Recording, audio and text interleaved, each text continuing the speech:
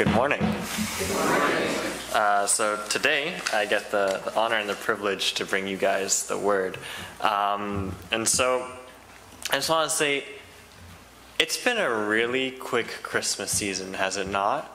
Does anyone else feel that? That it was just, well, it was almost a week ago now that it was Christmas, and now we are in this middle phase of right after Christmas, but right before New Year's, where you're kind of like, what do I do? Is it just a vacation time? Should I be preparing for next year? Should I not think about next year? And it's always an interesting time for me personally, because I'm so looking forward to rest that sometimes I stress that I'm like, I'm not resting enough. I need to try harder. I need to rest more. I need to get more out of I need to sleep 12 hours every 8 hours, right? Like, I need to get the most out of this break time. So I don't know how it feels for you guys, but we, as a church, have been reflecting on Hebrews together during the Advent season. We've been reflecting on the glory of his incarnation, the glory of his grace, and the glory of his sacrifice. And today we are going to be looking at the glory of his endurance. So, we had Christmas. Jesus came. Yay! Now what? I always wonder, what must it have been like for Mary and Joseph? Right? You had angels coming to you saying, do not be afraid. You are going to give birth to the Messiah. It's like, wow, that's a pretty big thing. Those 9 months leading up to that, the expectations must have been huge. Like, he's not going to cry. He's going to be perfect. Nothing's going to go wrong. You literally had angels singing his praise, a star. There was wise men, kings essentially coming, giving him gifts, shepherds from all around, and just thinking, wow, what a great start. Like, wow, that must have been so amazing. And even says, like, Mary ponders it in her heart, how amazing all these things were. And then it was 30-ish years before Jesus even began to publicly say that he was the Messiah. Can you imagine what the wait must have been like, especially for Mary? Because it seems Mary knew. Mary, when they were at the wedding, was like, oh, listen to my son Jesus. He'll tell you what to do. And he said, Mom, it's not my time. And it's like, could you imagine Mary's excitement being like, oh, your son went to that school? My son's the son of God. Like, that excitement, but also the weight, the endurance of having to be, come on, Jesus, do something, right? And I think that for us as well, especially as Christians, whether it's those of us who just became a member, maybe it was when you first got baptized, when you first accepted Jesus, the wonder, this moment of being like, wow, Jesus' love is amazing. But then you can go through a season of, okay, now what? Okay, he's here. What do I do? Things are still tough.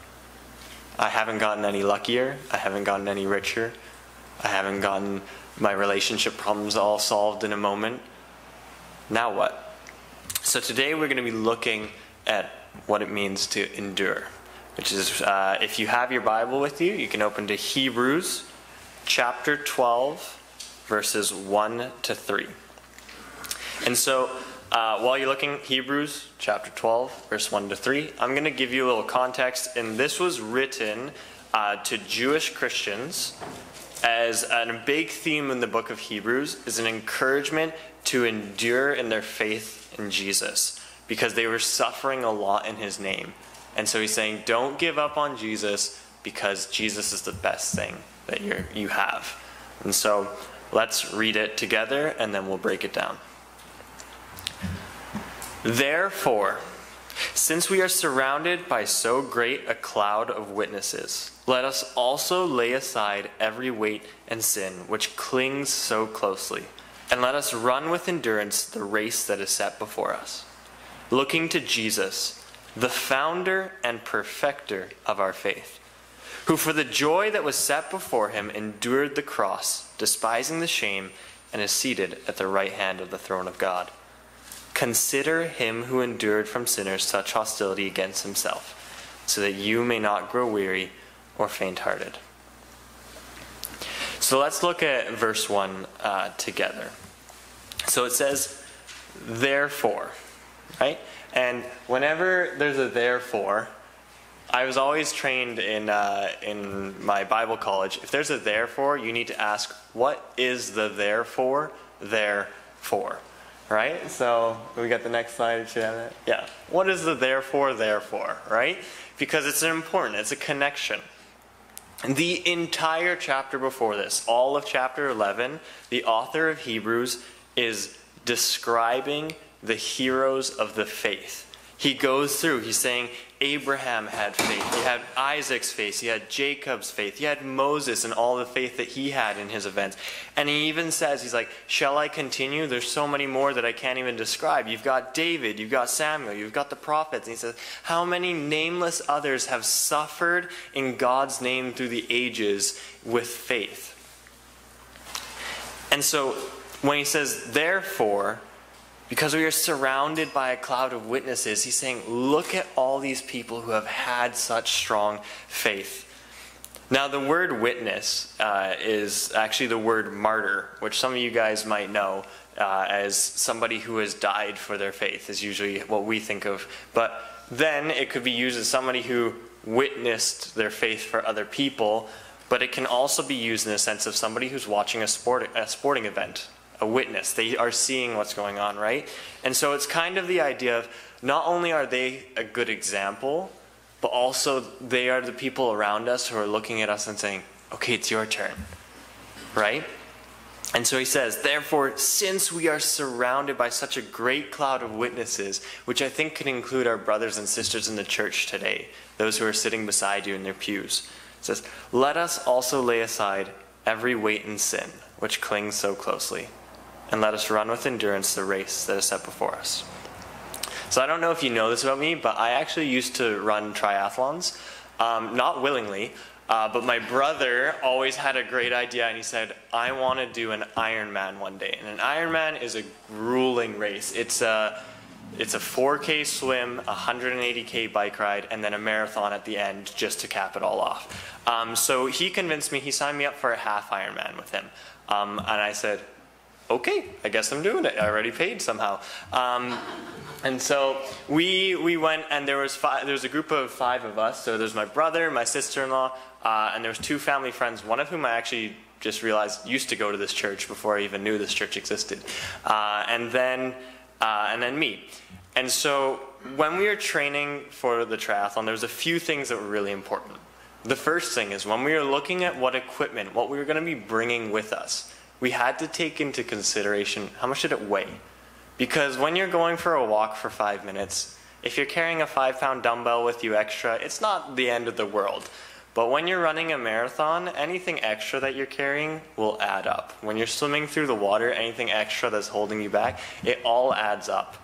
And so we had to choose things that were lighter on purpose. We had to drop things that weren't going to help us on purpose.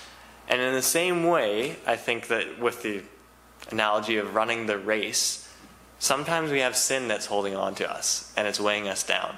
And sometimes we can be like, well, it's just a small sin. Like, it's not really affecting my relationship at the moment. Like, my family hasn't noticed yet. But over the duration of the race, it's slowing you down. It's holding you back from what God wants you to do. And so the writer of Hebrews says, drop it.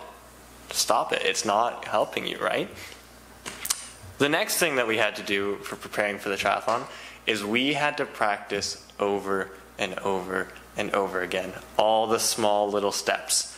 It might sound kind of funny because you're like, it's pretty intuitive to run. It's not as intuitive to swim, and maybe, I don't know, if you know how to ride a bike, like once you get used to you just move your legs, right? But we had to practice those basic moves over and over and over again, because when you get tired, we say you get sloppy. When you get tired, you stop doing the proper technique. You stop doing things in the right way because you're like, well, if I just maybe don't pull as hard on this stroke while I'm swimming, it won't be so bad. Or like, maybe if I just don't lift my legs as high, maybe it won't be so bad. But in the long run, you're actually, once again, you're slowing yourself down and you're causing injury to yourself. Or worse, to others. There's a great image right there of me on the ground. As you know, that's not how you ride a bike. But I actually was so full of nervous energy. I was so, like, we just finished the swim, and I was so, like, so nervous about the next part because the bike, this is only a half Ironman, by the way, so it's only half of what the people do. I don't know how they do it. It was nuts already. But I was so, like, nervous about the bike because I was about to spend 4 to 5 hours sitting on that bike now, pedaling hard and going fast and whatnot. And so I tried to get on, and I fell off. And it sounds so simple, right? Like, how do you, like, fall off of a bike? Like, I was just that nervous about it. And so the person in the blue shirt beside me, that's my brother, and he actually said to me, he said, Shane, like, we've trained for this. Just remember what you trained for. And I was like, you're right. I've done this thousands of times, and I had that person who said, you've trained for this. Do what you have trained for. And that leads me to the last part, which is the great cloud of witnesses. You see, in a race, everyone is going for the same goal. Everyone wants to cross that finish line. And they are both a great example for you. For example, my brother, very good at biking compared to me. He's a great example of what to do, how should I do it. But for me, I was a swimmer. And so when it was time to swim, it was my turn to lead the pack. It was my turn to make sure that I was running the race properly and leading them. And in the same way in our faith, if you think about it, we are all running this race together. We are all going for the same goal. We are all running towards God. And not only is it us here, but think about the countless others in the world who are doing the same thing. Think about the others in countries that are in persecution, in China, the ones in Iran, who are also running for the same goal. Think about the ones in Colombia, in your neighborhood here, in wherever it is that you're from. Maybe even ones in France, in England, anywhere in the world that are running the race as well with us. We are surrounded by a great cloud of witnesses who are all running to the same goal. So let's look at the second verse now. Put that one on the screen. It says, looking to Jesus, the founder and perfecter of our faith, for the joy that was set before him, endured the cross, despising the shame, and seated at the right hand of the throne of God. You see, this is interesting because it says during the whole race, there's kind of a two-part here. It starts off with, you need to run the race well. You need to drop the sin that's holding you. You need to keep going with all endurance. But then it's kind of a nice reminder because immediately afterwards, it was just talking about all the faith of these great heroes before us and who are still coming and who are with us. But it says, looking to Jesus. It says, who are your eyes on? Your eyes are on Jesus. Why? Because he is the one who founded, which means he started, and the one who perfects, which means he finishes, he completes it. He's the one who founds and perfects our faith. See, it's a really interesting thing because we're called to take as much diligence as we can to practice our techniques, to practice our faithfulness. We are called to take action. But all the while, we are reminded that we are not running this race on our own feet. We are running because Jesus says, hey, I'm going to run this race, and I'm inviting you to piggyback on me, to come with me. I'm going to lead you through it. You're going to get lost on your own. I am inviting you to participate with me. Because it's not on us in the end. It's on Jesus, who both started our faith. So it wasn't us who were like, I have faith in you, God, so now you can start doing stuff. It was him who said, I'm coming for you. And it's him who also perfects, that makes us whole in our faith. And he had his own race for sure. His own struggle, his own event that was harder than any Ironman or any event that we're ever going to do. And if we look at the next slide, it's pretty obvious. Oh, look at that! It's right here. He endured the cross. The giant backlit one we have here. It's a very gorgeous looking cross, I must admit. But the cross is such a funny thing to me, because it's literally a torture and execution device, right? Jesus had to endure the most physically excruciating. You know the word excruciating means so painful, like unbearably painful? The word excruciating literally means ex is like from, crucify, from the cross. They made a word to describe how bad it was. That's how bad it was. They were like, this thing needs a new level of pain. We need a new word for it. Right? He endured that, which is physically exhausting, humiliating. But on top of that, he also bore all our sin and all our shame. All of our issues, all the things that we keep secret, all the things that we've hidden from our spouses, from our significant others, from our children, from our parents, everything we have done wrong, he bore on that cross. And he endured for us. But it doesn't say that, and then he died, and that sucks to suck. It doesn't say that, oh, and that's the end of his story, right? It says that he is now seated at the right hand of the throne of God. And that there's a reward. There is a reward for running the race. It's not you get to the end of the race and, oh man, the race was it. God is at the end of the race. God is in the race. God is always there. And he says, keep running to me. And then we're going to look at the last verse here. And it says, consider him who endured from sinners such hostility against himself, so that you may not grow weary or faint-hearted. When we forget why we are doing something, it's really easy to stop doing it. Have any of you guys walked into a different room and you forgot why you entered that room? Yeah, I do it all the time. It bugs Manuela so much because she'll tell me to do something and I just walk into another room and I come back empty-handed. She's like, so did you get it? I was like, get what? She's like, I just sent you to go get something. And I was like, we had a conversation? Like, it's like my brain just blanks out. I forgot what I was doing. And I watched a movie very recently, the great philosophical work of Kung Fu Panda 3. And it's an excellent movie, and in the movie, the main character, he's a panda if you don't know, the main character, but he's never met other pandas. Very important plot point. But he's invited essentially back to a village. When I say invited, the world is ending, there's someone coming for him, and he needs to learn this thing called chi so that he can save the world. And they're like, well, there's these masters of chi. There are a bunch of pandas in a village, and 500 years ago, they used their chi to heal someone. It was an amazing event in the movie. And so it's like, all right, I need to go there to learn how to do this so I can save the world. And he gets there, and they're all so focused on food and relaxing and comfort and all those things.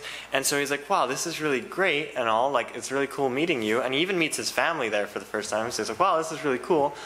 But he's like, so when can you guys teach me this chi thing? And they say, oh, we don't know it. He says, what do you mean? He's like, well, we used to know it, but like, I guess we forgot. Like, we forgot something so important that we just stopped doing it, right? And we think, oh, that will never happen to us, right?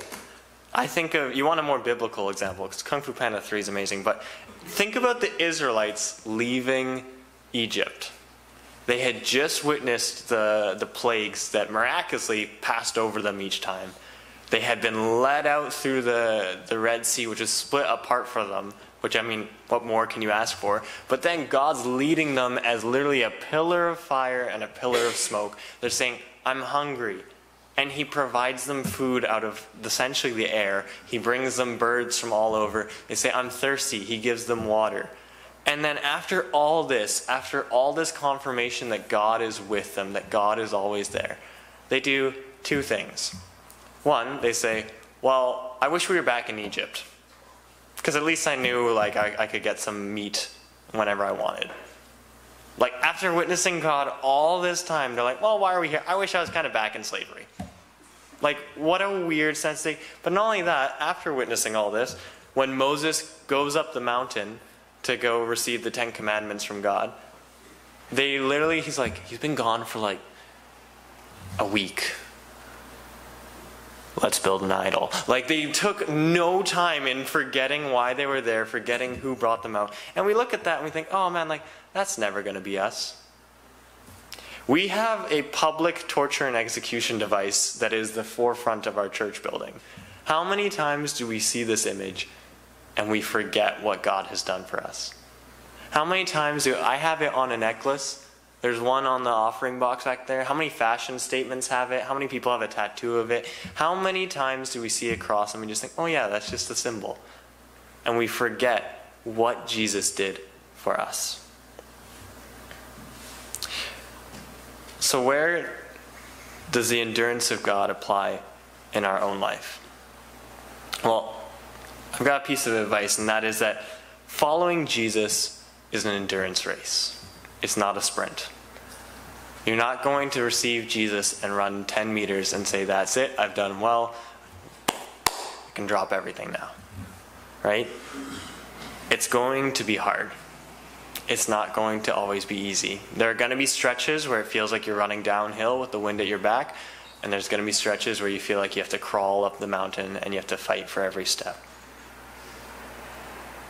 Maybe how this applies in your life is you need that reminder this upcoming year of every time you look at a cross, every time you see it, that you consider the one who hung on it for your sin, for your shame.